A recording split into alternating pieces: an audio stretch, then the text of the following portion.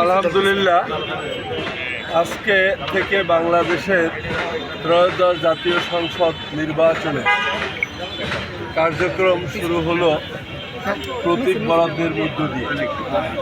আপনারা জানেন, বাংলাদেশের ইতিহাসে এদেশের মানুষের অধিকার, এদেশের মানুষের গণতন্ত্র, 1971 সালের মুক্তিযুদ্ধ, স্বৈরাচারের পতন, সর্বোপরি ফ্যাসিস্টের পতন, সব কিছুর নেতৃত্ব দিয়েছে বাংলাদেশ জাতীয়তাবাদী দল বিএনপি। এবং সেই দলটির একজন গর্বিত কর্মী হিসাবে, ধানের শীষের প্রার্থী হিসাবে অবশ্যই আমার কাঁধে আজকে আরও দায়িত্ব চলে এসেছে, এই জন্য যে আমি শহীদ জিয়ার কাছ থেকে দেশপ্রেমের কথা শিখেছি। দেশনেত্রী বেগম খালেদা জিয়ার কাছে কীভাবে আপোষহীন থেকে মানুষের অধিকার নিয়ে মানুষের গণতান্ত্রিক অধিকার প্রতিষ্ঠা করা যায় তাই শিখেছি। আমি আমাদের বর্তমান বিএনপির চেয়ারম্যান, তার কাছ থেকে শিখেছি কিভাবে নিজের আগে শত ত্যাগ, নির্যাতন, নিপীড়নের মধ্য দিয়ে হলেও একটি জাতির মুক্তির জন্য, অধিকার প্রতিষ্ঠার জন্য কতটা ত্যাগ স্বীকার করে তিনি আজকে পর্যায়ে এসে দাঁড়িয়েছেন। সুতরাং তার একজন প্রশিক্ষিত কর্মী হিসাবে তার পাশে দাঁড়িয়ে এদেশের 18 কোটি মানুষের মুক্তির দূত হিসাবে ধানের শীষ বাংলাদেশে 2026 সালের 12ই ফেব্রুয়ারির নির্বাচনে আমরা বিশ্বাস করি 1970-এর নির্বাচনের মতো একটি বিপ্লব ঘটিয়ে 2/3 তো বটেই, বাংলাদেশের 98% মানুষের সমর্থন নিয়ে ধানের শীষ আগামী দিনে সরকার গঠন করবে এবং সেই সরকারের প্রধানমন্ত্রী হবেন আমাদের সকলের প্রাণ প্রিয় নেতা তারেক রহমান।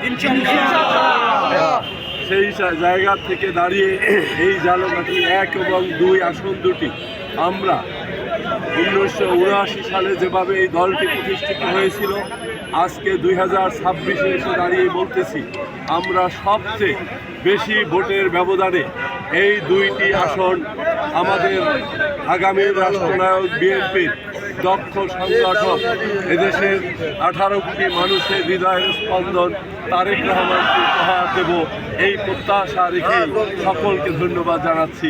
সকলে আমাদের 2 আসনের প্রার্থীর জন্য দোয়া করবেন।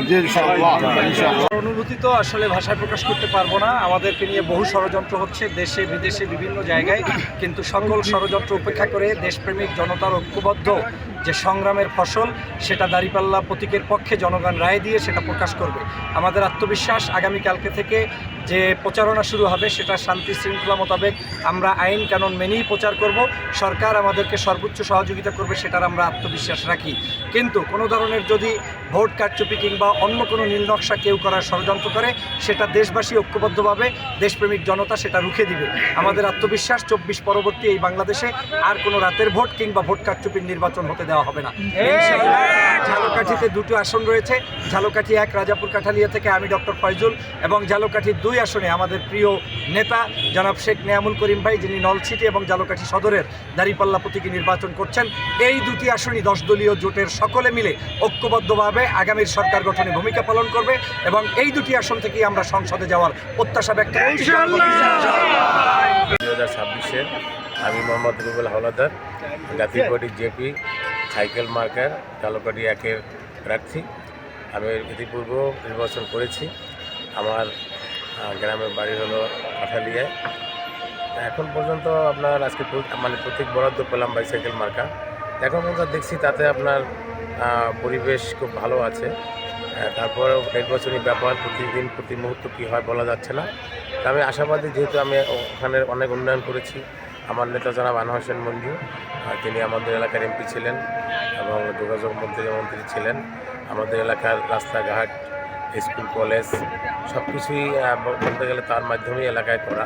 সেই সুবাদে আমার ওখানে একদম বিশাল অবদান আছে। আমি বলবো তো এলাকায় আমার উন্নয়নের ছোঁয়া আছে, অবদান আছে।